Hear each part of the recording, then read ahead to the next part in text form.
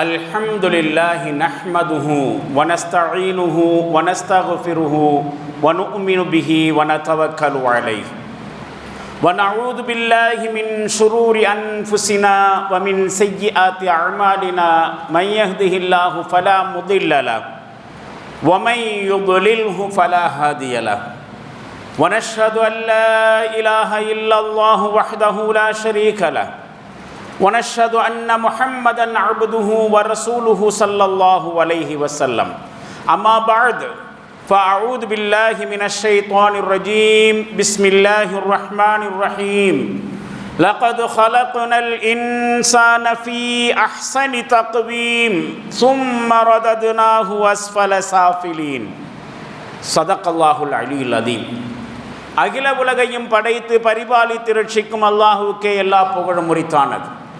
சலாத்தும் சலாமும் நபிகளார் ஸல்லல்லாஹு அலைஹி வஸல்லம் அவர்கள் மீதும் அவர்களது குடும்பத்தினர் தோழர் தொடர்ந்தோர் அனைவரின் மீதும் உலகில் உள்ள மூமின்களான நல்லடியார்களான ஆண்கள் பெண்கள் அனைவரின் மீதும் குறிப்பாக இறையருளை நாடி ஜுமா தொழுகைக்காக அவனது இல்லத்தில் ஒருங்கிணைந்திருக்கும் நம்மனைவர் மீதும் என்றும் உண்டாகட்டுமாக. கண்ணியத்திற்கும் மரியாதைக்கும் உரிய பெரியோர்களே, இளைஞர்களே, தாய்மார்களே, சகோதரிகளே, திருக்குர்ஆன் ஷரீஃபிலே அல்லாஹு ஜல்ல ஷானஹு தஆலா தன்னுடைய படைப்புகளை பற்றி குறிப்பிடுகிற பொழுது அவனால் படைக்கப்பட்டிருக்கக்கூடிய கோடானு கோடி படைப்புகளிலே மனித படைப்பை உயர்ந்த படைப்பாக சிறந்த படைப்பாக படைத்திருப்பதாக குறிப்பிடுகின்றான். சூரத் பனு இஸ்ராயில் என்று சொல்லப்படுகிற 17வது அத்தியாயத்தின் 70வது வசனம் மனித பிறப்பினுடைய மனித படைப்பினுடைய மேன்மையை பற்றி எடுத்து சொல்லுகிறது. அல்லாஹ் அந்த வசனத்திலே இவ்வாறு குறிப்பிடுகிறான், வலக்கது கர்ரம்னா பனி ஆதம், ஆதத்தின் சந்ததிகளை நாம் சங்கைப்படுத்தி இருக்கிறோம், சந்ததியினருக்கு கண்ணியம் அளித்து இருக்கிறோம். வஜஅல்நாஹும் ஃபில் பர்ரி வல் பஹர், தரையிலும் கடலிலும் அவர்களுக்கு வாகன வசதிகளை ஏற்படுத்தி தந்திருக்கிறோம். கரையிலும் கடலிலும் அவர்களை நாமே சுமந்து செல்கிறோம். வரஸக்னாஹும் மினத் தய்யிபாத், மேலும் தூய்மையான வாழ்வாதாரங்களையும் உணவுகளையும் மனிதர்களுக்கு நாம் வழங்கி இருக்கிறோம் என்று மனித படைப்பினுடைய சிறப்பை மேன்மையை பற்றி சொல்லுகிற அல்லாஹ் அடுத்து சொல்லுகிற செய்தி நம்முடைய கவனத்திற்குரியது. வஃபல்லல்நாஹும் அலா கஸீரிம் மிம்மன் ஹலக்னா தஃலீலா, மேலும் நாம் படைத்திருக்கக்கூடிய பெரும்பாலான படைப்புகளை விட அவர்களுக்கு அதிக சிறப்புகளையும் வழங்கினோம். இது நம்முடைய அருள்கொடை என்று சொல்லுகிறான். உலகத்தில் இஸ்லாத்தை தவிர வேறு மதங்களில் மனிதனுக்குரிய முக்கியத்துவத்தை பற்றி பெருசாக பேசினது இல்லை. மனித படைப்பை பற்றியும் மனிதனுடைய பிறப்பு வாழ்க்கையை பற்றியெல்லாம் வேறு சித்தாந்தங்களில் அதிகமாக பேசினதில்லை. இன்னும் சொல்லப்போனால் சில மதங்கள் மனிதர்களை மிக மிக அற்பமானவையாகவே கருதுகின்றன. ஒவ்வொரு சித்தாந்தமும் மனுஷனை ஒவ்வொரு மாதிரி பார்த்துருக்குறாங்க. இந்த காரல் மார்க்ஸ் என்று சொல்வார்கள், கம்யூனிசத்தினுடைய பிதாமகர்களிலே அவரும் ஒருவர். பொருளாதார சித்தாந்தத்தை வடிவமைத்ததாக சொல்லப்படுபவர். மனுஷங்களை எந்த பார்வையில் பார்த்துருக்கார் தெரியுமா? மனிதர்கள் சோசியல் அனிமல் என்கிறார், சமூக விலங்கு. ஆடு மாடுகளுக்கு எப்படி சாப்பாடும் உடல் இச்சையை தணித்துக் கொள்வதற்கான தேவையும் இருக்கோ, அதே மாதிரி மனுஷனும் வயிற்றுக்காக வேண்டியும் மர்ம உறுப்புக்காக வேண்டியும் தான் அலைகிறான். அப்படி அலைகிற விலங்கு தான் மனுஷன். கார்ல் மார்க்ஸினுடைய பார்வையில் மனுஷன் பார்த்தீங்களா, உலகத்தில் மிகப்பெரிய பொருளாதார சித்தாந்தத்தை வடிவமைத்து தந்தவர் என்று சொல்லப்படுபவருடைய பார்வையில் மனுஷன் எப்படி இருக்கிறான்? விலங்கு மாதிரி. அவனும் விலங்கு மாதிரி தான். ஆடு மாடுகள் எப்படி வயிற்று பசிக்கும், அந்தரங்க உறுப்பினுடைய இச்சையை தனித்துக் கொள்வதற்கும் அலைகின்றனவோ அது மாதிரி தான் மனுஷனும். Social animal. அது காட்டு விலங்கு, எது வனவிலங்குகள்லாம் இருக்கா இல்லையா, வைல்டு அனிமல்ஸ். மனுஷன் யாரு? சோசியல் அனிமல் என்று மனிதனை பற்றி கார்ல் மார்க்ஸ், இந்த சிக்மண்ட் ஃப்ராய்டு என்று சொல்லக்கூடிய மனோதத்துவத்தினுடைய பிதாமகன் ஒரு ஆள் இருந்தார். அவர் தான் இன்னைக்கு உலகத்தில் சைக்காலஜியினுடைய தந்தை என்று போற்றப்படுபவர். மிகப்பெரிய ஆய்வுகள் எல்லாம் மனசை பற்றி செய்தவர். மனுஷனுடைய மனசை குறித்து, அதனுடைய சிந்தனைகள், அதனுடைய செயல்பாடுகள் எல்லாத்தையும் பற்றி நிறைய பேசின ஆள், நிறைய ஆய்வு செஞ்ச ஆள். அவர் மனுஷனை பார்த்த விதம் வேறு வகையில். அவர் என்ன சொல்றாரு மனுஷனை பற்றி என்று சொன்னால், மனிதன் என்பவன் சில தேவைகளுக்குரியவன். அவனுக்கு என்ன வேணும்? உண்ண உணவு வேணும், உடுக்க உடை வேணும், இருக்க இடம் வேணும், அவனுக்கான அங்கீகாரம் வேணும். அதே மாதிரி சில விஞ்ஞானிகள் மனிதனுடைய உடம்பை ஆய்வு செஞ்சு சொன்னாங்க, மனுஷனுக்குள்ளே இருக்கக்கூடிய உடம்புங்கிறது ஒன்றும் இல்லைங்க, அவனுக்குள்ள சில அடிப்படையான தாது பொருள்கள் இருக்கின்றன, இரும்பு சத்து இருக்குது, சுண்ணாம்பு சத்து இருக்குது என்று லேபில் ஆய்வு செய்யப்படுகிற சில பொருள்கள் மாதிரி ஆய்வு செஞ்சு உண்மைதான்.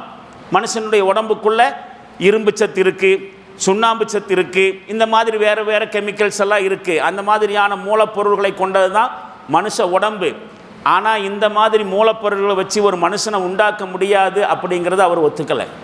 இப்போ இந்த மாதிரியான நிறைய பேர்கள் மனுஷனை பற்றி, மனுஷ வாழ்க்கையை பற்றி இந்த அளவுக்கு தான் மதிப்பிட்டு இருக்கிறார்கள். இன்னும் சில மதங்களில் பிறப்பின் அடிப்படையிலேயே மனிதர்களை கேவலப்படுத்தினார்கள். கடவுளினுடைய உறுப்புகளில் இருந்து பிறந்தவர்கள் என்று சொல்லி மனிதர்களை 4 வகையாக பிரித்தாங்க. பிறப்பின் அடிப்படையில் உயர்வு தாழ்வு கற்பித்தாங்க. இவன் மேலோர், இவன் தாழ்ந்தவன், இவன் உயர்ந்த ஜாதி, தாழ்ந்த ஜாதி என்று மனுஷங்களுக்கு மத்தியில் ஏற்றத்தாழ்வு கற்பித்தார்கள். அதன் அடிப்படையில் குறிப்பிட்ட மனுஷனங்களை என்ன செஞ்சாங்க? இழிவுபடுத்தினார்கள். நிறத்தின் அடிப்படையில் தாழ்வுபடுத்தினார்கள். மொழியின் அடிப்படையில் பாகுபாடு காமிச்சாங்க. உயர்வு தாழ்வு கற்பித்தார்கள். ஆனால் இஸ்லாம் ஒன்று மட்டும்தான் மனுஷனை அந்த கண்ணியத்தின் அடிப்படையிலேயே பார்க்கிறது. அல்லாஹ் சொல்லுகிறான், ஆதத்தின் சந்ததிகளை, மனிதர்களை நாம் மிக கண்ணியப்படுத்தி இருக்கிறோம். அப்போ மனுஷன் என்பதற்காக வேண்டியே கண்ணியப்படுத்தப்பட வேண்டியவன், குர்ஆனுடைய நிலைப்பாடு. இப்போ மற்ற படைப்புகளை விட அதிகமான ஆற்றல்கள் மனுஷன்ட்ட அல்லாஹ்வினால் குவித்து வைக்கப்பட்டிருக்கிறது. நான் முதல்ல ஓதி காண்பித்த அந்த வசனத்தினுடைய கடைசி பகுதி அதைத்தான் சொல்லுகிறது. வஃபவ்வல்நாஹும் அலா கஸீரின் மிம்மன் ஹலக்னா தஃலீலா. நாம் படைச்சிருக்கக்கூடிய பெரும்பாலான படைப்புகள், ஏராளமான படைப்புகளை விட அவர்களுக்கு அதிகமான சிறப்புகளை கொடுத்தோம் என்று சுட்டி காட்டுகிறது. இப்போ மனுஷன் ஏராளமான வளங்கள் கொண்டவனாக படைக்கப்பட்டிருக்கிறான் அப்படிங்கிறத திருக்குர்ஆன் ஷரீஃபில் வேறு பல இடங்களிலும் கூட அல்லாஹ் சுட்டி காட்டி இருக்கிறான். லகத் ஹலக்னல் இன்சான ஃபீ அஹ்ஸனி தக்வீம். நிச்சயமாக நாம் மனிதனை மிகச்சிறந்த அமைப்பில் படைத்தோம். சூரத்து தீன் என்று சொல்லக்கூடிய 95வது அத்தியாயத்தின் 4வது வசனம் அதிகமாக நாம் ஓதியிருப்போம், ஓத கேட்டிருப்போம்.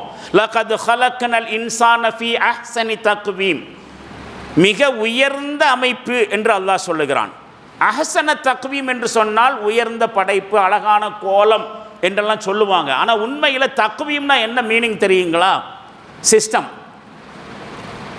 அருமையான அமைப்பு என்பது மட்டுமல்ல, அவனுடைய படைப்பே ரொம்ப அற்புதமானது என்று சொல்லுகிறான். தக்வீம் என்கிற வார்த்தை ஒரு நிர்வாகத்தை குறிப்பிடுகிற வார்த்தை. இதிலிருந்து பிறந்தது தான் அரபியில் கவ்வாம் என்று சொல்லுவார்கள். நிர்வாகி, மேனேஜர் என்றெல்லாம் சொல்வதற்கு அரபியில் கவ்வாம் சொல்லுவாங்க. யாரெல்லாம் ஒரு நிறுவனத்தை மேற்பார்வை பார்க்கிறாரோ, நிர்வகிக்கிறாரோ, அவருக்கு பேர் தான் கவ்வாம். அதே மாதிரி மனுஷ உடம்பு ஒரு பெரிய நிர்வாகம், ஒரு சிஸ்டம் என்பதை அல்லாஹ் சொல்லுவான். இப்போ மனுஷனை அழகான அமைப்பில் படைச்சிருக்கிறோம் அப்படிங்கிறதுடைய நோக்கம் என்ன தெரியுமா? அவனுக்கு மற்ற எந்த சராசரி படைப்பினத்திற்கும் கொடுக்கப்படாத உயர்ந்த அமைப்பிலான உடல் அமைப்பு. அந்த உடல் அமைப்பே மிகச் சிறப்பாக இருக்கும். மற்ற விலங்குகள் வேறு படைப்புகள் இருந்து வித்தியாசமானது. அதே மாதிரி வேறு எந்த படைப்புக்கும் வழங்கப்படாத எதையும் கற்றுக்கொள்கிற திறன். மனுஷன் எதை பார்த்தாலும் கற்றுக்குவான். கற்றுக்கொள்ளுகிற ஆற்றல் மனுஷன்கிட்ட இருக்கு. புரிந்து கொள்ளக்கூடிய திறன், சிந்தனை ஆற்றல், அறிவாற்றல், இந்த மாதிரியான தகுதிகளும் கொடுக்கப்பட்டிருக்கு. அஹ்சன தக்வீம் என்பதற்குள்ள அதெல்லாம் அடக்கம். மனுஷன் மற்ற படைப்புகளிலிருந்து எப்படியெல்லாம் வித்தியாசப்படுகிறான், சிறந்து விளங்குகிறான், சிறந்த அமைப்பில் இருக்கிறான் என்பதற்கான கருத்து இதெல்லாம். இப்போ மனுஷ இனத்தில் திறமைகள், ஆற்றல்கள், இவர்களுக்கெல்லாம் மிக மிக அதிகமான சிறந்த முன்மாதிரிகள் இறை தூதர்கள். இறை தூதர்கள் தான் அல்லாஹ்வினால் படைக்கப்பட்ட மனுஷங்களில் எல்லா வகையான ஆற்றல்களையும் வெளிப்படுத்தி காட்டியவர்கள். மனிதர்கள் சிறந்தவர்கள் நபிமார்கள். மற்ற படைப்புகளிலிருந்து சிறந்தவன் மனுஷன். மனுஷங்களில் சிறந்தவர்கள் நபிமார்கள். அப்போ மனுஷ உடம்புக்குள்ள என்னென்ன ஆற்றல்களை எல்லாம் அல்லாஹ் வச்சானோ அது அத்தனையும் பயன்படுத்துறதுல முன்னோடியாக இருந்தவங்க நபிமார்கள். இந்த அடிப்படையில் அல்லாஹ்வினுடைய நபித்துவ பதவிக்காக தேர்ந்தெடுக்கப்படுறது அப்படிங்கிறத விட வேறொரு பதவி, சிறப்பு வேறு எந்த விலங்குகளுக்கு கிடைக்க போகிறதில்லை. எந்த விலங்கையும் அல்லாஹ் என்ன செய்யலை? நபிமார்கள் என்கிற அந்த அந்தஸ்துக்கெல்லாம் கொடுக்கல, மனுஷனுக்கு தான் கொடுத்தான். எப்போ இந்த அடிப்படையில் லகது ஹலக்னல் இன்சான ஃபீ அஹ்ஸனி தக்வீம், நாம் மனிதனை மிக சிறந்த அமைப்பில் படைத்தோம் என்கிற இந்த வாசகம் இருக்குதே, இது சொல்ல வருகிற செய்தி, இந்த வசனத்தினுடைய சாராம்சம் என்னன்னு கேட்டால், நாம் மனுஷனை சிறந்த அமைப்பில் படைச்சிருக்கிறோம் அப்படிங்கிறடைய கருத்து, அவர்களிடத்தில் நபித்துவம் மாதிரியான மகத்தான பதவிகளை அலங்கரிக்கக்கூடிய மனிதர்கள் பிறக்கிறார்கள். இறை தூதர்கள் மனிதர்கள் இருந்தால் வர்றாங்க. வேறு எந்த படைப்புக்கும் அல்லாஹ் இந்த மாதிரியான உயர்ந்த அந்தஸ்து கொடுக்கலை. இப்போ அல்லாஹ்வினால் ஒவ்வொரு மனுஷனுக்கும் கொடுக்கப்பட்டிருக்கக்கூடிய இந்த மனித வளம் இருக்குத, மனுஷனுக்குள்ளே வச்சிருக்கிறான் அல்லாஹ், இது சரியான முறையில் ஒரு மனுஷன் விளங்கலைன்னு வச்சுக்கங்களேன், சரியா சொன்னால் தன்னை பற்றி தனக்கே தெரியலன்னு வச்சுக்கங்களேன், நான் யார்? அல்லாஹ்வுக்கும் எனக்கும், அதாவது கடவுளுக்கும் எனக்குமான தொடர்பு என்ன? என்ன மாதிரியான உறவு கடவுளுக்கும் தனக்கும்? அந்த அடிப்படையில் கடவுள் என்னை எப்படி படைச்சிருக்கிறான்? எனக்குள்ள இருக்கக்கூடிய ஆற்றல் என்ன? விலங்குகளிலிருந்து நான் எப்படி மாறுபட்டு நிற்கிறேன், எப்படி சிறந்து இருக்கிறேன் என்கிற விஷயத்தை எல்லாம் ஒரு மனுஷன் சரியான முறையில் புரிஞ்சுக்கல, அல்லது புரிஞ்சாலும் அந்த மனுஷ ஆற்றல்கள், திறமைகளை எல்லாம் உருப்படியாக பயன்படுத்தலைன்னு சொன்னால் அதனுடைய விளைவு எப்படி ஆகும் என்பதை பற்றியும் அல்லாஹ் அடுத்த வரியில் சொல்கிறான். சும்ம ரததுனாஹு அஸ்ஃபல சாஃபிலின். ரொம்ப கவனத்திற்குரிய வாசக அமைப்பு. என்னடா மனிதனை பற்றி பேசுகிறேன்னு நினைக்கிறாங்க, மனுஷனை பற்றி பேசுகிற வேறொரு சப்ஜெக்ட் இருக்குது. லகது ஹலக்னல் இன்சான ஃபீ அஹ்ஸனி தக்வீம், நிச்சயமாக நாம் மனிதனை மிக உயர்ந்த அழகான அமைப்பில் படைத்தோம் என்று சொல்லுகிற இறைவன், சும்ம ரததுனாஹு அஸ்ஃபல சாஃபிலீன், பிறகு இதற்கு நேர் மாறாக தாழ்ந்தவர்களில் மிகவும் தாழ்ந்தவனாக அவனை நாம் ஆக்கினோம் அப்படிங்கிறான். இருக்கிறதுலேயே படு மோசமானவன் மனுஷங்கிறான் அல்லாஹ். ஃபர்ஸ்ட் என்ன சொன்னா?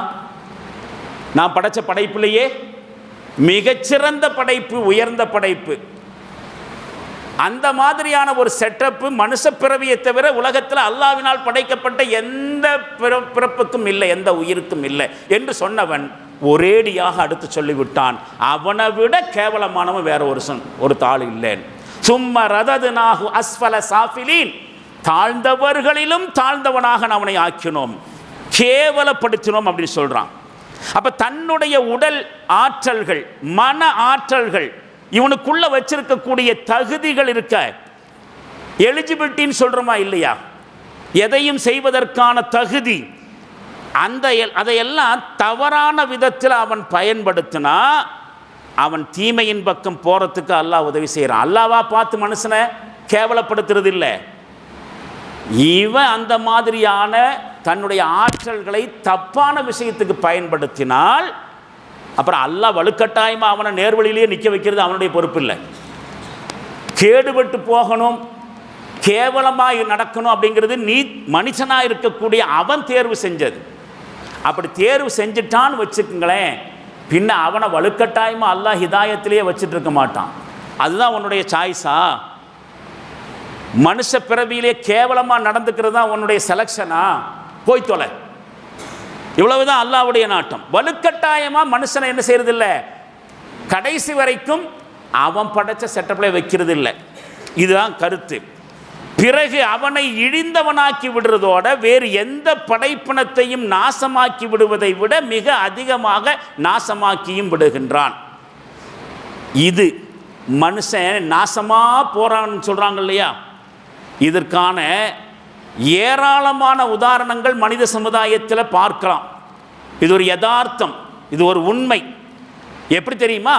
இந்த பேராசை, சுயநலம், சிற்றின்ப மோகம், போதை, இம்பீரியாரிட்டி காம்ப்ளெக்ஸ் சொல்லக்கூடிய தாழ்வு மனப்பான்மை, வெறுப்பு, கோபம் மாதிரியான தீமைகளை ஒரு மனுஷன் மூழ்கி போகிறான் என்று சொன்னால் உண்மையில் ஒழுக்க ரீதியாக அவன் கேடுகெட்டவர்கள் மிக கேடுகெட்டவனாக மாறியே தீருவான். அவனுக்குள்ள இதில் கவனம் செலுத்தினான். வெறுப்பு, கோபம், இந்த மாதிரியான இழிகுணங்கள் இருக்கா இல்லையா, அதில் ஒருத்தன் கான்சென்ட்ரேஷன் பண்ணுனா அதன் மூலமாகவே அவன் என்ன செஞ்சிடறான், மனுஷ படைப்பிலேயே மிக கேவலமானவனாக மாறிடுறான். உதாரணத்துக்கு 1-2 விஷயங்களை மட்டும் நாம் எடுத்து பார்க்கலாம். ஒரு சமுதாயம் இன்னொரு சமுதாயத்தின் மீது கொண்ட பகைமையில் குருடர்களாக மாறிவிடுகிற சமயத்தில் எல்லா மிருகங்களையும் தோற்கடித்து விடக்கூடிய மிருக குணத்தை தான் இப்படிப்பட்டவர்கள் கடைபிடிக்கிறார்கள், மேற்கொள்கிறார்கள் என்பதை பார்க்கிறோம். இந்த உலகத்தில் மனித சமுதாயம் நிறைய இருக்கு. இன ரீதியான வித்தியாசம் கொண்டவர்கள், மொழி ரீதியான வேறுபாடு ஏகப்பட்ட, அமெரிக்கர்கள், இந்தோனேசியர்கள், சைனர்கள், ஜப்பானியர்கள் என்று நாடு வித்தியாசம் அடிப்படையில் மனிதர்கள் இருக்கிறாங்க. ஏதாவது ஒரு காரணத்தின் அடிப்படையில் இந்த மனித சமுதாயங்கள் இருக்க, ஒரு சமுதாயம் இன்னொரு சமுதாயத்தின் மேலே ஏதாவது ஒரு பகையின் அடிப்படையில் பகை கொள்கிற பொழுது அவன் என்ன ஆயிடுறான், குருடனாக மாறிடுறான். அப்படி குருட்டுத்தனமாக மாறின சமயத்தில் அதுக்கப்புறம் அவன் மனுஷனாக இருக்கிறது இல்லை. பகைமை என்பது மனிதனை விலங்கை விட கேவலமாக்கி விடுகிறது. ஏன்னு சொன்னால் ஒரு விலங்கு கூட, ஒரு மிருகம் கூட தன்னுடைய பசியை அடக்கி கொடுத்தான் தான் இன்னொரு மிருகத்தை வேட்டையாடும். பசியினால தான். அதோடைய வயிற்று பசி அடக்கணும், அதுக்கு இன்னொரு மிருகத்தை அடித்து சாப்பிடும். விலங்கிட்ட அந்த குணம் இருக்கு. எந்த மிருக இனமானாலும் அதெல்லாம் மற்ற விலங்குகளை இனவெறியின் அடிப்படையில் கூட்டுக்கொலை செய்கிறது இல்லை.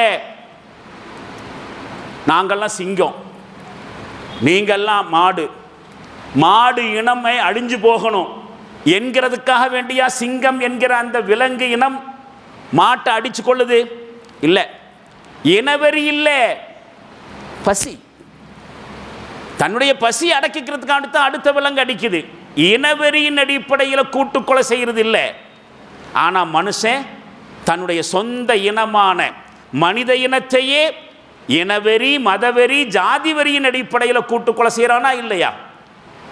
இப்போ இவன் யாரு? விலங்கை விட மோசமானவன். விலங்குகளை இனவெறியின் அடிப்படையில் இல்லை, பசிக்காக வேண்டி மட்டும். விலங்குகள் அதனுடைய பசியை அடக்கிறதுக்காக வேண்டி மற்ற விலங்குகளை எல்லாம் வேட்டையாடுற சமயத்தில் அதிகபட்சமாக அதனுடைய நகங்களையும் பற்களையும் தான் பயன்படுத்தும். அடுத்த விலங்கை அடிக்கிறதுக்கு அதுட்டு இருக்கக்கூடிய 2 ஐட்டம் என்னதான், ஒன்று பல்லு, இன்னொன்று நகம். இந்த 2 வச்சு தான் என்ன செய்யும், அந்த பசி அடக்கிறதுக்கு கூட 2 ஆயுதம் தான் அதுட்டு இருக்கு. ஆனால் சிறப்பான அமைப்பில் அல்லாஹ்வினால் படைக்கப்பட்டிருப்பதாக சொல்லப்படுகிற மனுஷன் அவன் பிறந்ததுக்கு பிறகு அவனுக்கு அல்லாஹ்வினால் கிடைத்திருக்கக்கூடிய அறிவை பயன்படுத்தி துப்பாக்கிகள், பீரங்கிகள், டேங்குகள், விமானங்கள், ஆட்டம் குண்டுகள், ஹைட்ரஜன் குண்டுகள், நிமிஷ நேரத்தில் நாடு நகரங்களை எல்லாம் அழித்தொழிக்கக்கூடிய இன்னும் ஏராளமான நாசகார ஆயுதங்களை எல்லாம் கண்டுபிடிக்கிறான். எதுக்கு? மனுஷன் நல்லா இருக்கணுங்கிறதுக்காக வேண்டியா? மனுஷன் தன்னுடைய சொந்த இனம், தன்னை மாதிரியே இருக்கக்கூடிய இன்னொரு சமுதாயம், வேற இனம் இல்லை, தன்னுடைய சொந்த இனமாக இருக்கக்கூடிய மனிதன். அதிகபட்சமா விலங்குகள் நகத்தையும் பற்களையும் மட்டும் பயன்படுத்துது, இவன் வகை வகையா கண்டுபிடிக்கிறான். சொந்த இனத்தை அழிப்பதற்காக வேண்டி விலங்குகள் காயப்படுத்தும், இல்லைன்னா கொண்டு போடும். ஆனா மனுஷன் காயப்படுத்துறது கொல்றதுங்கிறத தாண்டி உசுரோடையே சித்திரவதை பண்ணுவான். என்னமெல்லாம் பண்ணுவான்? தன்னுடைய சக படைப்பாக இருக்கக்கூடிய தன்னுடைய சொந்த இனமாக இருக்கக்கூடிய மனுஷங்களை வஞ்சிக்கிறான், அச்சுறுத்துறான், மோசடி செய்கிறான், ஏமாற்றுகிறான்.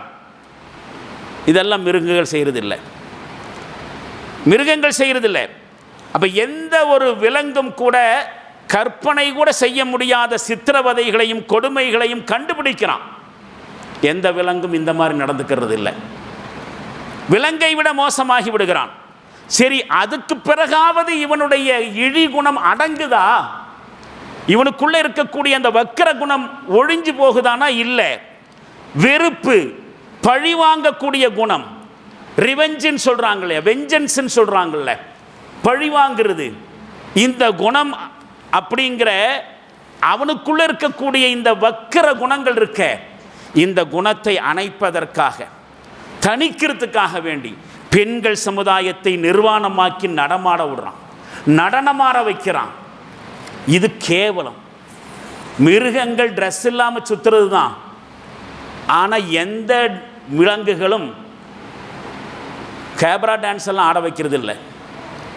தன்னுடைய சொந்த இனத்தை ஆபாச நடனங்கள் ஆட வைக்கிறது இல்லை. ஆனால் தன்னுடைய சம பங்காளியாக இருக்கக்கூடிய மனித இனத்தினுடைய இன்னொரு பார்ட்டாக இருக்கக்கூடிய பெண்களை நிர்வாணப்படுத்தி அழைக்கிறான். ஒவ்வொரு பெண்ணையும் 10-20 பேர்கள் காம உணர்வுகளுக்கு இரையாக்கி கொள்கிறார்கள். இந்த குஜராத் கலவரத்தில் ஈடுபட்டவர்களை பஜ்ரங்கின்னு ஒருத்தன் இருந்தான், ஃபர்ஸ்ட் அக்யூஸ்ட், முதல் குற்றவாளி. இவன் தெஹல்கா என்கிற மீடியாவுக்கு அந்த கலவரத்தில் ஈடுபட்டதனுடைய சம்பவங்களை விவரிக்கிறான் தைரியமாக. இன்னைக்கு இதுதான் நம்ம நாட்டுடைய நிலைமை. அதை விட அதிகமாக இன்றைக்கு நடந்துட்டு இருக்கு. குஜராத் கலவரங்கிறது பழசு.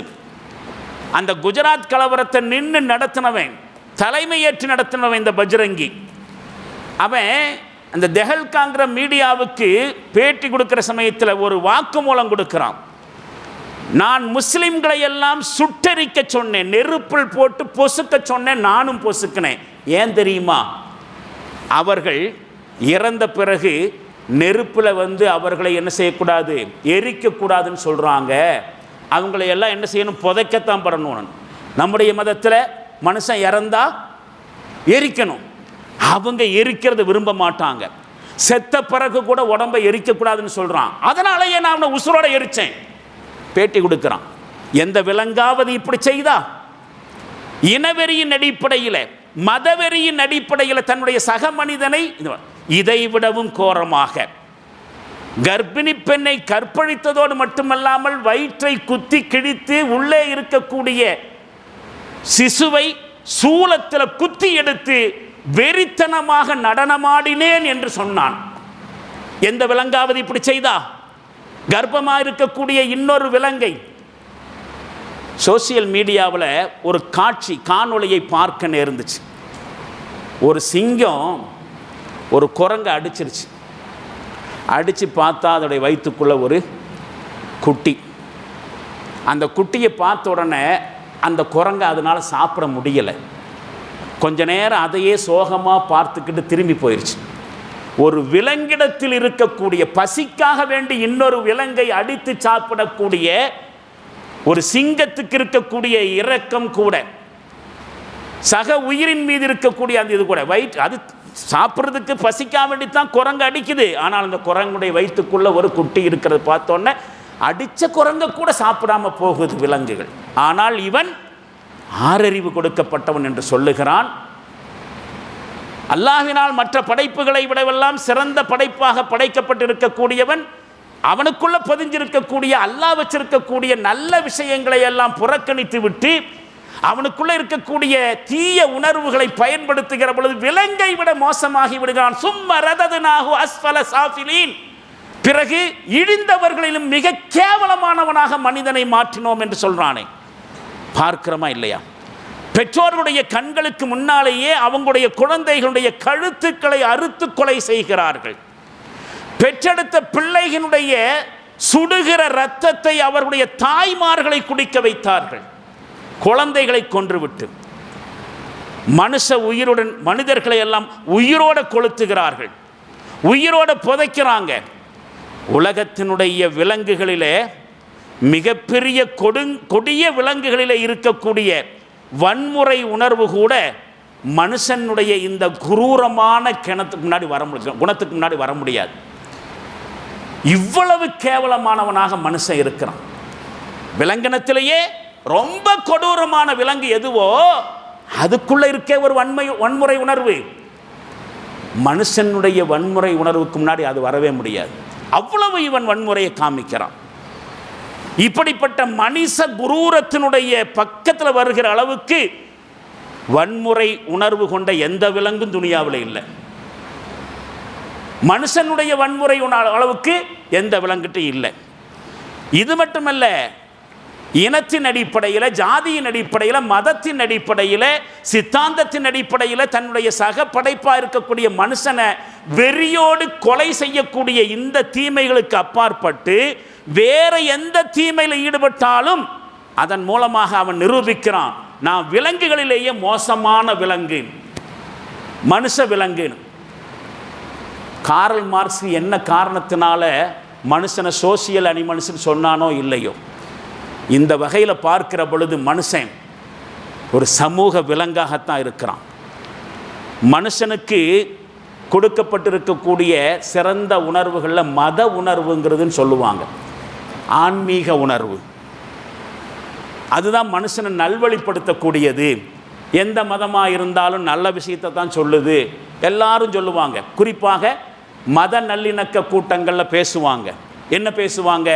எல்லா மதமும் ஒன்று தான், நதிகள் வேறாக இருந்தாலும் போய் சேர்ற இடம் கடல் தான். அப்போ எல்லா மதங்களும் அவங்கவுங்களுக்கு உரிய ஒரு கடவுள் சித்தாந்தத்தை சொன்னாலும் எல்லாமே ஒன்றைத்தான்ப்பா பேசுது, எல்லாம் நல்லதுக்கு தான்ப்பா பேசுதுன்னு சொல்லி மத உணர்வு இருக்க, ஆன்மீக உணர்வு, இது மனுஷனுக்கு நல்வழிப்படுத்துறதுக்கு உண்டான நல்ல உணர்வு. ஆனால் அதை எடுத்து பாருங்களேன், அதை சிந்தனை செஞ்சு பார்த்தா கூட மத வழிபாடு அப்படிங்கிற பேரில் அவன் பண்ணக்கூடிய அழிச்சாட்டியங்கள் கொஞ்சம் நஞ்சம் இல்லை. தாவரங்கள் விலங்குகளையும் சிலைகளையெல்லாம் பூஜை செய்கிறான். பார்க்குற அத்தனையையும் கடவுளுடைய அம்சம் இருப்பதாக கருதி எல்லாத்தையும் பூஜைக்குரியதாக கருதுகிறான். அதில் பெண்களினுடைய பாலியல் உறுப்புகளை கூட பூஜை செய்து வரைக்கும் மனுஷன் போயிருக்கிறான். ஆணுடைய பாலியல் உறுப்பையும் பூஜை செய்கிறான். பகுத்தறிவுன்னு ஒன்று இல்லையா? இந்த அளவுக்கு மத வழிபாடுங்கிற பேரில், மத உணர்வுங்கிற பேரில் கூட என்ன செய்யப்படுகிறது? கேவலமாக நடத்தப்படுகிறது.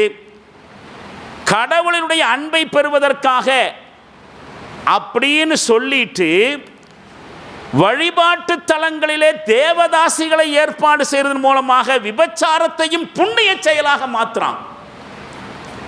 விபச்சாரம் மதத்தின் அடிப்படையில் நன்மையான செயல் சொல்றான். நீங்க புராணங்கள் இதிகாசங்களை எல்லாம் படிச்சு பார்த்தா தேவியர், வழிபாட்டுக்குரிய கடவுள் அப்படிங்கிற மாதிரியான அந்தஸ்துகளையும் பதவிகளையும் யாருக்கெல்லாம் மனுஷன் கொடுத்திருக்கிறானோ அவங்கள பற்றி உண்டான குறிப்புகளை பார்த்தா கூட இந்த உலகத்தில் மிக மோசமான சாபத்துக்குரியவர்களையே வெட்கப்பட செய்கிற அளவுக்கு அவங்கள பற்றி எழுதி வைக்கிறான். பெண்களை பற்றி மிக மோசமான முறையில் பெண்களை வர்ணனை செய்திருக்கிறார்கள், மதத்தின் அடிப்படையில், கடவுள் நம்பிக்கையின் அடிப்படையில். இன்னும் பாருங்கள், மிருகங்களில் எந்த மிருகமும் மனுஷனை மாதிரி அடுத்த மதத்தாருடைய நம்பிக்கைகளையும் கடவுள்களையும் வழிபாட்டு முறைகளையும் கேவலமாக விமர்சனம் செஞ்சதில்லை. எந்த மதத்துக்காரனும் எந்த விலங்குகளும் மனுஷங்களை மாதிரி அடுத்த மதத்தை கேவலப்படுத்தினதில்லை. மிருகங்களில் எந்த மிருகமும் மனுஷங்களை மாதிரி அடுத்த மதத்துக்காரனுடைய வழிபாட்டு தலத்தை இடிக்கிறது இல்லை. விலங்குகள் அந்த வேலையை செய்யலை, மனுஷன் செய்கிறான். மிருகங்களில் எந்த மிருகமும் மனுஷங்களை மாதிரி அடுத்த மனுஷனை தீண்டத்தகாதவன் சொல்லலை, இவன் கீழ் ஜாதின்னு சொல்லலை. மிருகங்களில் எந்த மிருகமும் மனுஷனை மாதிரி நாடு பிரதேசம் மொழி இனம் ஜாதி அப்படிங்கிற அடிப்படையில் எல்லாம் சண்டை போடுறது இல்லை, மனுஷன் தான் சண்டை போடுறான். மிருகங்களில் எந்த மிருகமும் மனுஷங்களை மாதிரி அரசியல் அத்துமீறல்கள் அராஜகங்கள் வஞ்சனைகள் கொலைகள் ஊழல்கள் சுரண்டல்களை செஞ்சதில்லை, மனுஷன் தான் செய்கிறான். சுருக்கமாக சொன்னால் மிருகங்களில் எந்த மிருக இனத்தையும் திருத்துறதுக்கு மனுஷங்களுக்கு அல்லாஹ் தூதர்களை அனுப்பி வச்ச மாதிரி விலங்கு சமுதாயத்திற்கு இறை தூதர்களை அனுப்ப வேண்டிய தேவை இருக்கலை. அது பாட்டுக்கு அதனுடைய வாழ்க்கையை நடத்திட்டு இருக்கு. மனுஷனை திருத்துறதுக்காக அல்லாஹ் என்ன செஞ்சான், வேதங்களையும் திருத்தூதர்களையும் அனுப்புனான். இப்படி தான் போயிட்டுருக்க மனுஷன். ஒரு பழைய பாட்டு இருக்குது, பாட்டை கவனிக்காதீங்க, சினிமா பாட்டு தான். இந்த சப்ஜெக்டுக்கு கொஞ்சம் பொருத்தமாக இருந்தனால சும்மா போகிற போக்கில் சொல்கிற மாதிரி சொல்கிறேன்.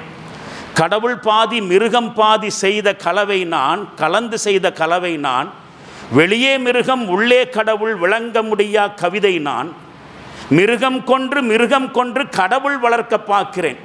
எனக்குள்ளே இருக்கக்கூடிய மிருகத்தை கொன்று கடவுள் உணர்வை வளர்க்க பார்க்கிறேன். ஆனால் கடவுள் கொன்று கடவுளை உணவாய் தின்று எனக்குள்ள மிருகம் மட்டும் வளர்கிறதேன்னு ஒரு பாட்டு எல்லாரும் கேள்விப்பட்டிருப்பீங்க. மனுஷனுடைய நிலைமை அப்படித்தான் இருக்கு. இஸ்ரேலிலும் இந்தியாவிலும் மனிதர்கள் என்கிற வடிவத்திலே இருக்கக்கூடிய மிருகங்களும் இப்படிப்பட்டவர்களாகத்தான் இருக்கிறார்கள். இன்னைக்கு இஸ்ரேலையும் இந்தியாவிலையும் முஸ்லிம்களின் நிலைமை கிட்டத்தட்ட ஒரே மாதிரி தான் இருக்கு. ரெண்டு இடத்திலையும் உலகத்தின் எந்த இடத்திலும் இல்லாத அளவுக்கு முஸ்லிம்கள் அடக்கி ஒடுக்கப்படுகிறார்கள். உலகத்திலேயே மிக மோசமான முறையில் இனவெறி தாண்டவமாடுகிற இடம் இஸ்ரேல். இஸ்ரேல் மூலமாக பலஸ்தீன் கிசாவில்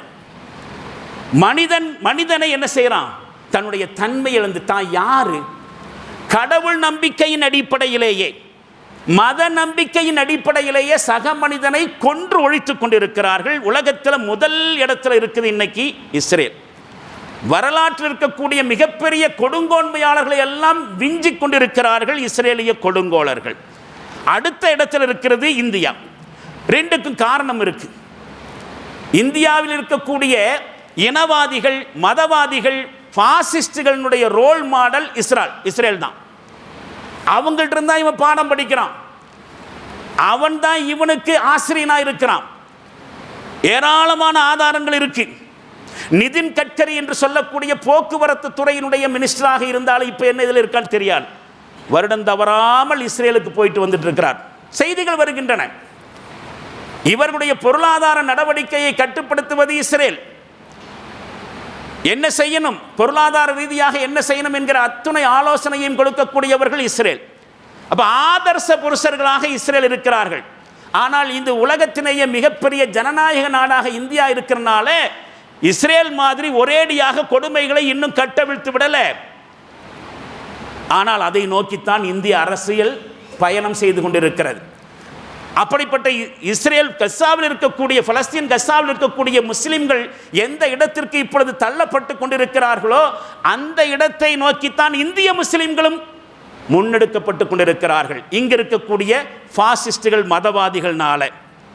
பாருங்கள், இன்னைக்கு கசா நகரத்தினுடைய 14,000 குழந்தைகளுக்கு உணவும் மருத்துவமும் கிடைப்பதிலிருந்து இஸ்ரேல் தடை ஏற்படுத்தி இருப்பதன் மூலமாக 14,000 குழந்தைகள் இறந்து விடுவதற்கான வாய்ப்பு இருக்கிறது என்று அகில உலக மனித உரிமை கழகம் உள்பட உலகத்தினுடைய பல நாடுகள் அச்சம் தெரிவித்திருக்கின்றன, கண்டனம் தெரிவித்திருக்கிறார்கள். 14,000 குழந்தைகள், பிஞ்சுகள், முஸ்லிம் குழந்தைகள் உணவு கொடுக்கப்படாமல் தடை செய்யப்படுகிறார்கள். மருத்துவ வசதி கொடுக்கப்படாமல் தடை செய்ய, அவன் கொடுக்கிறது இல்லை, இரக்கமுள்ள வெளிநாட்டுக்காரன் அனுப்பி வைக்கக்கூடிய உணவையும் மருந்தையும் கூட தடுத்து கொண்டிருக்கிறான். 14,000 குழந்தைகள் இறக்கும் அபாயத்திலே இருக்கிறார்கள். பல உலக நாடுகள் இதையெல்லாம் வேடிக்கை பார்த்துட்டு இருக்கிறாங்கன்னு சொன்னால் அவர்களை பற்றி நாம் பொருட்படுத்த வேண்டிய அவசியம் இல்லை. அவர்களும் கூட மனிதாபிமானத்திற்கு அப்பாற்பட்டவர்களாக இருக்கிறதுல ஆச்சரியம் இல்லை. ஏதோ ஒரு நாட்டில் நடக்குது, எனக்கு என்ன என்று உலகத்தின் பல நாடுகள் கண்ணையும் காதையும் பொத்திக்கிட்டு இருக்கலாம். அதில் ஆச்சரியப்படுறதுக்கு ஒன்றும் இல்லை.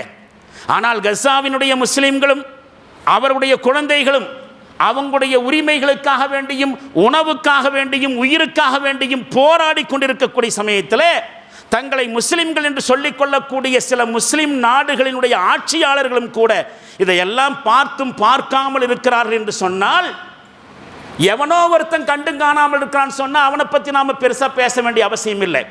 ஆனால் ஹாதிமுல் ஹரமைன் 2 புனித நகரங்களினுடைய பணியாளர்கள் என்று சொல்லிக் கொள்ளக்கூடிய சவுதி அரசாங்கத்தினுடைய ஆட்சியாளர்கள் உட்பட பல அரபு நாடுகள் இதை பற்றி கொஞ்சம் கூட பேசாமல் எதிர்க்காமல், அரபு நாடுகள் நினைச்சா கஸா மீது இருக்கக்கூடிய தாக்குதலை குறிப்பிட்ட சில மணி நேரங்களிலேயே முடிவுக்கு கொண்டு வர முடியும். ஆனால் அவர்களும் கூட கண்டும் காணாமல் இருக்கிறார்கள் சொன்னால் அதனுடைய அர்த்தம் என்ன தெரியுமா? நாங்களும் மிருகம்தான் சொல்லாமல் சொல்லிட்டு இருக்கிறோம். நாங்கள் முஸ்லிம்கள் இல்லை என்பது மட்டுமல்ல, மனுஷனே இல்லை என்று அரபு நாட்டு ஆட்சியாளர்களும் மக்கா மதீனாவினுடைய ஆட்சியாளர்களும் கூட தங்களை அப்படித்தான் சொல்லாமல் சொல்லிக் கொண்டிருக்கிறார்கள். இஸ்ரேலுக்காக நேரடியாக பொருளாதார உதவியும் ஆயுத உதவியும் செய்து கொண்டிருக்கக்கூடிய அமெரிக்காவுக்கு அரபு நாடுகள் மில்லியன் கோடிக்கணக்கான தீனார்களையும் திர்கங்களையும் அள்ளி கொடுத்திருக்கிறதை பார்க்கிற பொழுது வயிறெறிகிறது. அதே மாதிரி பெண்களுடைய தலைமுடியை விரித்து ஆட வைத்துக் கொண்டு அமெரிக்க அதிபர் ட்ரம்புக்கு வரவேற்பு கொடுப்பதும் எதனையெல்லாம் காமிக்குதுன்னு சொன்னால், நாங்களும் விலங்குகளை விட கேவலமானவர்கள் தான் சொல்கிறான். சும்ம ரததுனாஹு அஸ்ஃபல சாஃபிலீன், பிறகு மனிதர்களை கேவலமானவர்களிலும் கேவலமானவர்களாக, தாழ்ந்தவர்களிலும் தாழ்ந்தவர்களாக, இழிந்தவர்களையும் இழிந்தவர்களாக ஆக்கினோம்னு சொல்கிறானே அல்லாஹ். அந்த வார்த்தைக்கு அர்த்தம் கொடுத்து கொண்டிருக்கிறார்கள் அரபு ஷேக்குகள். அது தன்னை போல முஸ்லிம்கள், தன்னுடைய அல்லாவை நம்பி இருக்கக்கூடிய முஸ்லிம்கள், தன்னுடைய வேதத்தை ஏற்றுக்கொண்டிருக்கக்கூடிய முஸ்லிம்கள், தான் எந்த இறை தூதரை பின்பற்றி கொண்டிருப்பதாக சொல்லுகிறானோ அதே இறை தூதரை பின்பற்றி கொண்டிருக்கக்கூடிய சக உயிர் அங்கு போராடி கொண்டிருக்கிற பொழுது அமெரிக்க அதிபருக்கு தலைமுடியை, பெண்கள் தலைமுடியை ஆட வைத்துக் கொண்டு வரவேற்பு கொடுக்கிறான் என்று சொன்னால், சும்ம ரததுனாஹு அஸ்ஃபல சாஃபிலீன், இழிந்தவர்களின் இழிந்தவன் இன்றைக்கு உலகத்திலேயே அரபு நாட்டு முஸ்லிம் தான். அவன் மக்காவையே நிர்வகிக்கக்கூடியவனாக இருந்தாலும் சரி, காபாவையே பரிபாலனம் செய்யக்கூடியவனாக இருந்தாலும் சரி. இதில் இன்னொரு விஷயம் சொல்லணும். காபா என்பதும் ஹரம் ஷரீஃப்ங்கிறதும் சவுதி அரசாங்க குடும்பத்தினுடைய வாரிசு சொத்து அல்ல, அது உலக மக்களுடைய சொத்து. ஆனால் உலக மக்களுடைய சொத்தை வைத்துக் கொண்டு அவனுடைய நாட்டுக்கு அந்நிய செலாவணியை ஈட்டிக் கொண்டிருக்கக்கூடிய அரபு தேசங்கள் உலக முஸ்லிம்கள் படுகிற பாட்டை பார்த்து கொண்டு சும்மா இருக்கிறான்னு சொன்னா, இவன் தான் விலங்கை விட கேவலமானவன், விலங்கை விட கேவலமானவன். சில இந்திய மனித மிருகங்களும் இங்கேயும் அதே வேலையைத்தான் செய்து கொண்டிருக்கிறார்கள். கிடைக்கிற எந்த வாய்ப்பையும் சந்தர்ப்பத்தையும் இஸ்லாத்திற்கும் முஸ்லிம்களுக்கும் எதிராக திசை திருப்பிக் கொண்டிருக்கிறார்கள். கிடைக்கிற சந்தர்ப்பம் என்ன? இஸ்லாத்துக்கும் முஸ்லிம்களுக்கும் எதிராக சந்தர்ப்பத்தை திசை திருப்பது இருக்கட்டும், அந்த சந்தர்ப்பத்தையே இவன் தான் உண்டாக்குறான். முஸ்லிம்களுக்கும் இஸ்லாத்துக்கும் எதிரான சந்தர்ப்பங்களை இவனே உண்டாக்குறான். காஷ்மீரில் நடைபெற்ற தீவிரவாத தாக்குதல், பஹல்காமில் நடைபெற்ற தீவிரவாத தாக்குதலின் பின்னணியில் இந்திய முஸ்லிம்கள் அனைவரும் அதில் சம்பந்தப்பட்டிருக்கிற மாதிரி ஆட்சியாளர்களும் மீடியாக்களும் பொது மனிதர்களும் பேசுகிறாங்க, நடந்துக்கிறாங்க. தீவிரவாதத்தை இஸ்லாம் கண்டிக்கிறது. காஷ்மீரில் நடந்த தீவிரவாதத்தை உலகத்தினுடைய எந்த முஸ்லிமும் ஏற்றுக்கொள்ள மாட்டான். அது ஒரு பக்கம். அதை முஸ்லிம்கள் செய்தார்களா வேறு நாட்டவர்கள் செய்தார்களா என்பதெல்லாம் விவாதத்திற்குரிய விஷயம். அந்த சம்பவத்திற்கு பின்னால் ஏராளமான இந்திய அரசியல் கேள்விகளும் கூட இருக்கின்றன. அந்த விவாதத்துக்குள்ளே எல்லாம் நாம் போக வேண்டாம். ஒரு கட்டத்திலும் தீவிரவாதத்தை முஸ்லிம்களும் இஸ்லாம்களும் ஆதரிக்கிறது இல்லை. ஆனால் நடைபெற்ற அந்த சந்தர்ப்பத்தை அந்த வாய்ப்பை பயன்படுத்தி ஒட்டுமொத்த முஸ்லிம்களுமே தீவிரவாதிகளாக சித்தரிக்கக்கூடிய, ஒவ்வொரு முஸ்லிமும் எதிரியாக பார்க்கக்கூடிய ஒரு சூழ்நிலையை இன்றைக்கு இருக்கக்கூடியவர்கள் உண்டாக்கிட்டு இருக்கிறாங்க. கஸா முஸ்லிம்கள் உயிரோடு அவர்கள் விளையாடுகிறார்கள், இங்கே முஸ்லிம்களுடைய இருப்போடு விளையாடி கொண்டிருக்கிறார்கள். நிலைமை டைமென்ஷன் வேற கஸா முஸ்லிம்களுக்கும் இந்திய முஸ்லிம்களுக்கும். ஆனால் அங்கே உடல் ரீதியான பாதிப்பு, இங்கே உளவியல் ரீதியான பாதிப்பு. ஒவ்வொரு முஸ்லிமும் நான் ஒரு இந்தியன் என்று நிரூபிக்கிறதுக்கு படாத பாடுபட வேண்டி இருக்கிறது. நான் தேசப்பற்றுள்ளவன் என்று சொல்வதற்கு பிரயத்தனம் செய்ய வேண்டி இருக்கிறது. இந்தியாவை கட்டி காப்பதிலே அன்றைக்கும் இன்றைக்கும் அர்ப்பணம் செய்து கொண்டிருக்கக்கூடிய முஸ்லிம்கள் ஒவ்வொரு நாளும் தீவிரவாதிகளாக இங்கே அடையாளப்படுத்தப்படுகிறார்கள். இஸ்லாத்தினுடைய முஸ்லிம்களுடைய எதிரிகள்னால. ஆட்சியாளர்களும் அப்படித்தான் இருக்கிறான், மீடியாக்களும் அப்படித்தான் இருக்கிறாங்க, பொதுமக்கள் சில பேர்களும் அப்படியே பேசுகிறார்கள். ஒரு நேரத்தில் பாய் என்கிற வார்த்தை சகோதரத்துவத்தினுடைய அடையாளம். சகோதரன் என்பதுதான் அதனுடைய உருது வார்த்தையினுடைய அர்த்தம். பாய் சகோதரா என்று முஸ்லிம் அல்லாதவன் ஒவ்வொரு முஸ்லிமையும் பார்த்தான். முஸ்லிம் பெண்கள் பாயம்மா என்று அழைக்கப்பட்டார்கள். இன்றைக்கு அந்த வார்த்தை தீவிரவாதிகளுக்கு மறுபெயராக மாற்றப்பட்டிருக்கிறது. பாய் என்கிற வார்த்தை தீவிரவாதிகளாக பார்க்கப்படுகிறது. பாய் என்று வந்துவிட்டால், தொப்பியும் தாடியும் என்று வந்துவிட்டால் கொஞ்சம் விலகி நிற்கக்கூடிய சூழ்நிலையை இந்திய முஸ்லிம் விரோத சக்திகள் ஏற்படுத்தி கொண்டிருக்கிறார்கள். இந்தியர்களில் பெரும்பாலான பொதுமக்களும் கூட இதில் இருக்கக்கூடிய உண்மை நிலையை பற்றி யோசிக்கிறது இல்லை. இந்த பாசிஸ்டுகளுடைய விஷம பிரச்சாரத்திற்கு கண்மூடித்தனமான ஆதரவை தெரிவித்து விடுகிறார்கள். மனுஷங்கள்கிட்டயே மனிதாபிமானம் இல்லாமல் போய்கொண்டிருக்கிறது. இப்படிப்பட்ட மிருக மனத்தை பற்றி திருக்குரான் நிறைய இடங்களில் பேசுகிறது. அரைத்த மனிதகத இலாஹு ஹவாஹு, தன்னுடைய மனோ இச்சையை கடவுளாக்கி கொண்டவனை பார்த்தீரா? அஃப அன்த தக்கூன் அலைஹி வக்கீலா, இப்படி உடல் வடிவில் மனிதனாகவும் மனதில் மிருகமாகவும் இருக்கக்கூடியவனுக்கு நபியே நீங்கள் பொறுப்பேற்பீர்களா? ஒருபோதும் இப்படிப்பட்டவர்களுக்கு நீங்கள் பொறுப்பேற்க முடியாது.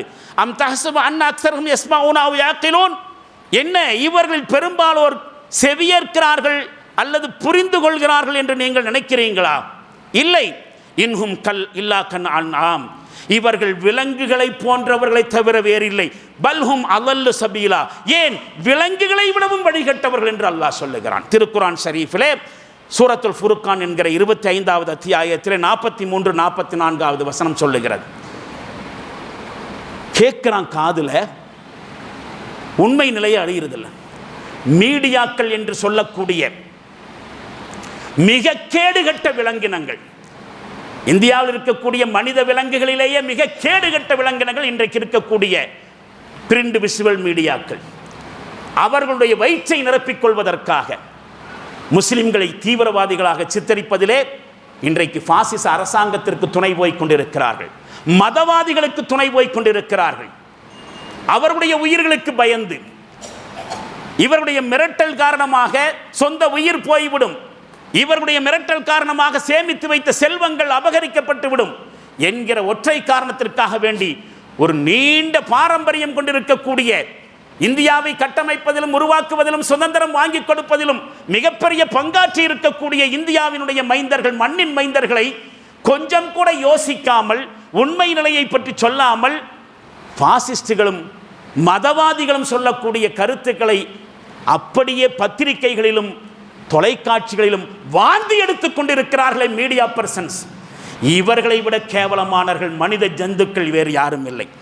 இவர்கள் கேட்கிறார்கள் என்றோ சிந்திக்கிறார்களோ என்றோ நபியே நீங்கள் நினைக்கிறீர்களா? இவர்கள் விலங்குகளை போன்றவர்களை தவிர வேறில்லை. பல்ஹும் அதல்ல சபீலா, விலங்குகளை விடவும் வழிகட்டவர்கள் என்று அல்லாஹ் சொல்லுகிறான். ஆட்டிடையர்கள் தங்களை ஓட்டிட்டு போறது மேய்ச்சல் நிலத்துக்கா கசாப்பு கடைக்கான கூட தெரியாத ஆடுகள். எங்க கூட்டிட்டு போறான்? கசாப்பு கடைக்கு கூட்டிட்டு போறானா, இல்ல பச்சை பசேல் இருக்கக்கூடிய புல்வெளிக்கு கூட்டிட்டு போறானா? அவன் கூட்டிட்டு போகக்கூடிய வழியில கண்ணை மூடிக்கிட்டு போகக்கூடிய கால்நடைகளை போல இந்த மீடியாக்காரர்களும் பாமர மக்களும் அவங்களுடைய மனசுக்குள்ள இருக்கக்கூடிய இந்த சாத்தானிய உணர்வு இருக்க, அதுக்கும் அதே மாதிரி இங்க இருக்கக்கூடிய வழிகட்டு போன அரசியல் தலைவர்களுக்கும் பின்னால் அவங்க வழி நடத்திட்டு போகக்கூடிய பாதையிலேயே இவனும் போயிட்டு இருக்கிறான். இவனும் விலங்கு இல்லாமல் வேற யாரு? இந்த அரசியல்வாதிகள் இந்த மீடியாக்களை எப்படி கைடு பண்ணிட்டு போறான்? இந்த நாட்டினுடைய பாதுகாப்புக்குரிய வழியிலையா, இந்த நாட்டினுடைய முன்னேற்றத்திற்குரிய வழியிலையா, இந்த நாட்டினுடைய வளர்ச்சிக்குரிய வழியிலையா, அல்லது இந்த நாட்டை நாசப்படுகொலையிலே தள்ளக்கூடிய வழியிலையா நம்மளை நடத்திட்டு போறாங்கிறத பற்றி யோசிக்காத ஆட்டு மந்தைகளாக இன்றைக்கு பொதுவான மனிதர்கள், இந்தியர்களும் மீடியாக்களும் இருந்துக்கிறாங்க. அந்த அளவுக்கு அவர்கள் கால்நடைகளைப் போலத்தான் இன்றைக்கு இருந்து கொண்டிருக்கிறார்கள். ஆனால் கால்நடைகளுக்கு அல்லாஹ் பகுத்தறிவு கொடுக்கல, சிந்திக்கிற ஆற்றலை கொடுக்கல. அதுக்கு தெரியாது புல்வெளியும் கசாப்பு கடையும் வித்தியாசம் பார்க்க தெரியாது. கசாப்பு கடைக்கும் தலையாட்டிக்கிட்டு வரும், புல்வெளிக்கும் தலையாட்டிக்கிட்டு வரும். அதனால புல்வெளியையும் கசாப்பு கடையையும் வேறுபடுத்தி பார்க்கலன்னு சொன்னால் அது ஆச்சரியம் இல்லை. ஆனால் புத்தி கொடுக்கப்பட்ட மனுஷன், பகுத்தறிவு கொடுக்கப்பட்ட மனுஷன், ஆற்றல் கொடுக்கப்பட்ட மனுஷன், அந்த வகையில் அல்லாஹ்வினால் அருள் பாலிக்கப்பட்ட மனுஷன் எப்படி? வலக்கது கர்ரம்னா பனி ஆதம், ஆதத்தின் சந்ததிகளை நாம் கண்ணியப்படுத்தி இருக்கிறோம். வஃபல்லல்நாஹும் அலா கஸீரின் மிம்மன் ஹலக்னா தஃலீலா, நாம் படைத்திருக்கக்கூடிய ஏராளமான படைப்புகளில் மனித படைப்பை சிறந்த படைப்பாக்கி இருக்கிறோம் என்று அல்லாஹ் பெருமிதத்தோடு சொல்லுகிறானே, அந்த பெருமிதத்துக்கும் பெருமைக்கும் எல்லாம் மாற்றமாக மூடர்களாக, முட்டாள்களாக, விலங்குகளைப் போல மனிதர்கள் நடந்து கொள்கிறார்கள். மக்கள்கிட்ட அல்லாஹ் இந்த வசனங்கள் மூலமாக கேட்கிறான். என்ன கேட்கிறான் தெரியுமா? ஹே மூடர்களே, உங்களுக்கு என்னாச்சு? அல்லாஹ் உங்களுக்கு தந்திருக்கக்கூடிய சிந்திக்கிற ஆற்றலையும் புரிந்து கொள்ளக்கூடிய சக்தியையும் புறக்கணித்து விட்டு கால்நடைகளைப் போல வாழ்வதற்காக வேண்டி விட்டுட்டான் நினைக்கிறீங்களா? அல்லாஹ் கேட்கிறான். சூரத்துல் அன்ஃபால் என்கிற 8வது அத்தியாயத்தில் 55வது வசனம், இன்ன ஷர்ரத் தவாபி இந்தல்லாஹி அல்லதீன கஃபரு ஃபஹும் லா யுமினூன், நிச்சயமாக யார் சத்தியத்தை நிராகரிக்கின்றார்களோ, பிறகு எவ்விதத்திலும் அந்த சத்தியத்தை ஏற்றுக்கொள்ள தயாராக இல்லையோ, அவர்கள்தான் பூமியிலே நடமாடும் படைப்புகளிலேயே அல்லாஹ்விடத்திலே மிக மோசமானவர்கள். அல்லாஹ்விடத்தில் மோசமானது இன்ன ஷர்ரத் தவாப், பூமியில் நடமாடும் உயிரினங்களிலேயே கேடு கெட்டது ஈமான் கொள்ளாத, சத்தியத்தை மறுக்கக்கூடியவர்கள் விலங்குகள் என்று சொல்கிறான். மனுஷனுக்கு அல்லாஹ் கண்ணுகளையும் காதுகளையும் அது மாதிரியான அவன்கிட்ட இருக்கக்கூடிய வேறு புலன்கள் இருக்கா இல்லையா? ஐம்புலன்கள் +1 6ஆம் அறிவு என்று சொல்லக்கூடிய 6th சென்ஸ் சொல்கிறாங்களே, இதையெல்லாம் அல்லாஹ் கொடுத்துருக்கிறான்னு சொன்னால் எதுக்கு தெரியுமா? இந்த உலகத்தில் இருக்கக்கூடிய இன்பங்களை எல்லாம் பார்க்கறதுக்கும் கேட்கறதுக்கும் அதில் கிறங்கி போகிறதுக்கும் மயங்கி போகிறதுக்கும் பிரமிச்சு போகிறதுக்கும் மட்டும் உள்ளதல்ல. கண்டது கேட்டதெல்லாம் அதுக்கு அப்பாற்பட்டு இருக்கக்கூடிய நிறைய சத்தியங்கள் இருக்கு. கண்ணு எதை பார்க்குதோ, காது எதை கேட்குதோ, அறிவு எதனை சொல்லுகிறதோ அதற்கு அப்பாற்பட்ட ஒரு சத்தியம் இருக்கு. அந்த சத்தியத்தை பார்ப்பதற்கும் அந்த சத்தியத்தை கேட்கறதுக்கும் அனுபவிக்கிறதுக்கு தான் அல்லாஹ் மனுஷனுக்கு புலன்களை கொடுத்திருக்கிறான். நாம பார்க்கறதுக்கும் கேட்கறதுக்கும் அப்பாற்பட்டு பார்க்க வேண்டியவை இருக்கிறது, கேட்க வேண்டியவை இருக்கிறது. அதை பார்க்கணும். அகக்கண் கொண்டு பார்க்கணும்னு சொல்லுவாங்க. புறக்கண் கொண்டு பார்த்து உலகத்தை அனுபவிக்கிறதுக்கு இல்லை. ஒரு ஓவியத்தை பார்க்குற மனுஷன் ஓவியத்தை மட்டுமல்ல, அந்த ஓவியத்திற்கு பின்னால் இருக்கக்கூடிய அதை வரைஞ்ச ஓவியனை பார்க்குறான். அவனுடைய கைகளை பற்றி யோசித்து பார்க்குறான். அவனுக்குள்ள பொதிஞ்சிருக்கக்கூடிய ஆற்றலை பார்க்கிறான். இவ்வளவு அழகான ஓவியத்தை வரைஞ்ச மனுஷன் யாராக இருக்கும்? ஓவியம் மனுஷனுடைய ஆற்றலை புரிஞ்சுக்கிறதுக்குண்டான மீடியா தான். ஓவியத்தை பற்றி பார்த்துட்டு ரசிச்சுட்டு போகிறதுக்கு இல்லை, இந்த ஓவியத்தை வரைஞ்சவனுக்கு இருக்கிறான் ஒருத்தன், அவனை பார்க்கணும். ஒரு சிலைக்கு முன்னால், சிற்பத்துக்கு முன்னால் அதிசயப்பட்டு பிரமிச்சு போய் பார்க்கக்கூடிய மனுஷன் உண்மையில் அதுக்கு பின்னால் இருக்கக்கூடிய ஒரு சிற்பியை பார்க்குறான், சிற்பியை பற்றி அதிசயிக்கிறான். அவனை பற்றி தான் யோசிக்கணும், அவனை தான் அதிசயமாக பார்க்கணும். என்ன ஒரு ஆற்றல் வாய்ந்த திறமையால் சிலையோடு நிற்க மாட்டான், சிலையை உருவாக்கினவனை பற்றி தான் யோசிப்பான் மனுஷன், இல்லையா? எந்த ஒரு அற்புதத்தை பார்க்கிற சமயத்திலும் அந்த வடிவமைச்ச கைகளை பற்றி தான் சிந்திக்கணும். அதுக்காக வேண்டித்தான் மனுஷனுக்கு ஐம்புலனுடன் கூட சிந்திக்கிற ஆற்றலும் வழங்கப்பட்டிருக்கிறது என்று திருக்குர்ஆன் தொடர்ந்து சொல்லுகிறது.